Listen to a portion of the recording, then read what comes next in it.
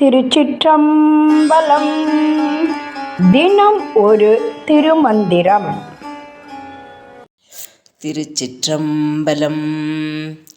ஆதியோடந்தம் இலாத பராபரம் போதமதாக புனரும் பராபரை ஜோதியதனில் பரந்தொன்ற தோன்றுமாம் தீதில் பறையதன் பால் திகழ் நாதமே.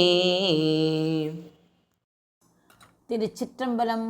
ஆதியோடு அந்தம் இல்லாத பராபரம் என்று தொடங்கும் பாடலை இப்பொழுது நாம் காணப்போகிறோம். முதற்பொருளாகிய கடவுள் பொருளால் ஒன்றே ஆக இருந்தாலும் சிவம் சக்தி என தன்மையால் இரண்டாக விளங்குகிறது. அது எந்த செயலையும் மேற்கொள்ளாது இயல்பாயிருக்கும் நிலையில் ஒன்றை தொடங்குவது என்பதும் முடிப்பது என்பதும் இல்லை. அந்த நிலை ஆதி அந்தம் இல்லாதது என்று நாம் கூறுகிறோம். அந்த நிலையில் நிற்கும் கடவுட்பொருளை பராபர சிவம் என்னும் பெயரால் நாம் அறிந்து கொள்ளலாம். பராத்பரம் என்பதுதான் மருவி பராபரம் என்று வழங்கப்படுகிறது. பராத்பரம் என்றால் என்ன?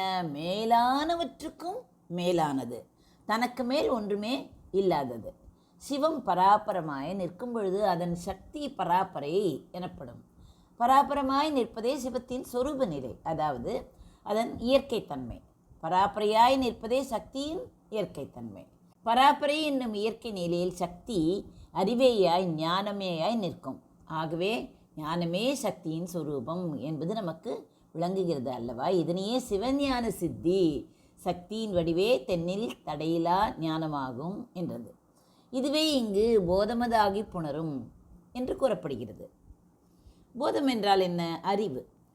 இவ்வாறு இயற்கை நிலையில் உள்ள பராபர சிவம் உயிர்களை உய்விக்க வேண்டும் என்னும் விருப்பத்தால் உலகத்தை உண்டாக்க நினைத்து விடுகிறது. அந்த நிலை உலக தோற்றத்திற்கு தொடக்க நிலையாதலால் அந்நிலையில் இருக்கும் சிவம் ஆதி சிவம் என்றும் அதன் சக்தி என்ன ஆகிறது? ஆதிசக்தி என்றும் சொல்லப்படுகிறது.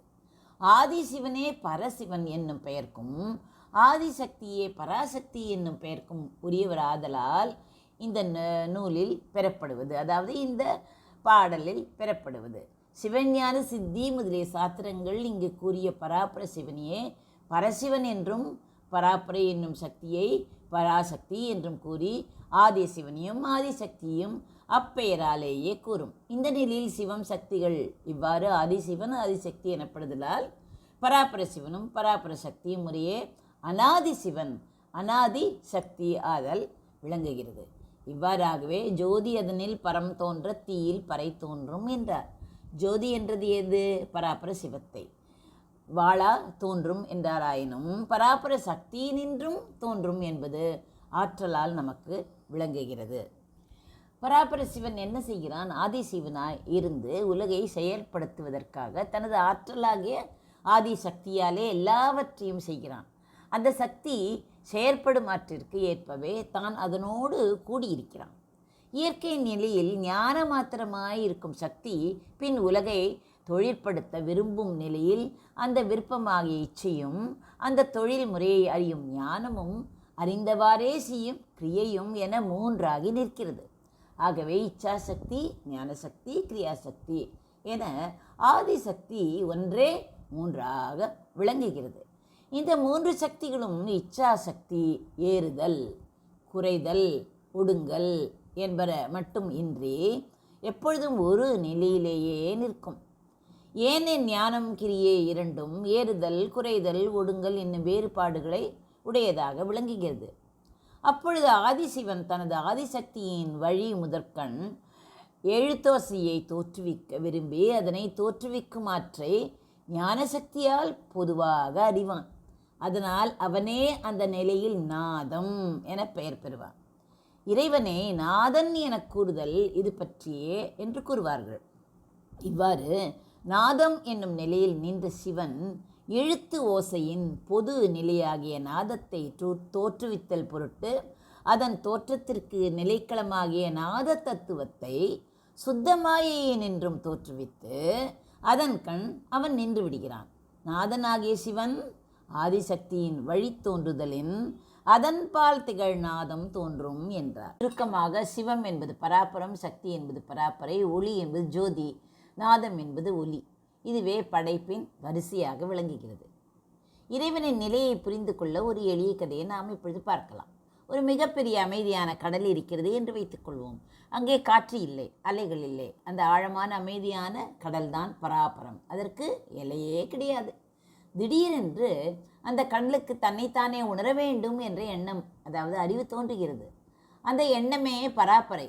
கடல் அமைதியாக இருக்கும்போது அதன் ஆழம் தெரியாது. ஆனால் ஒரு அசைவு ஏற்படும் போது அதன் ஆற்றல் வெளிப்படுகிறது. கடலில் ஒரு சிறு அசைவு ஏற்பட்டதும் சூரிய ஒளிப்பட்டு நீர் மின்னுகிறது அல்லவா? அந்த பிரகாசமே ஜோதி. அந்த அசைவு அதிகமாகி கரையை நோக்கி வரும்போது ஒரு ஓசை கேட்கிறதே, அதுதான் நாதம். இந்த நாதம் எனப்படும் ஒலியிலிருந்தே ஓம் எனும் பிரணவம் பிறக்கிறது. அந்த ஒலியின் அதிர்விலிருந்து தான் நாம் பார்க்கும் மரம், செடி, மனிதர்கள் என அனைத்து உலகங்களும் உருவானதாக திருமூலர் கூறுகிறார். அதாவது அமைதியாக இருந்த இறைவன் அருளாக மாறி ஒளியாக தோன்றி ஒளியாக விரிந்து இந்த பிரபஞ்சமாக மாறினார் என்பதே இதன் சாரம். முக்கிய குறிப்பு என்ன? பராபரம் என்பது சிவம், பராபரை என்பது சக்தி, நாதம் என்பது படைப்பின் முதல் அதிர்வு. இதை தெரிந்து கொண்டாலே போதும். இந்த பாடலில் எவ்வளவு அழகாக திருமூலர் இதை விளக்கியிருக்கிறார் என்று பாருங்கள். ஆதியோடு அந்தம் இல்லாத பராபரம் போதமதாக புணரும் பராபரை ஜோதி அதனில் பரம் தோன்ற தோன்றுமாம் தீதில் பறைய அதன் பால் திகழ் நாதமே. நன்றி, வணக்கம். உமா பாலசுப்ரமணியன்.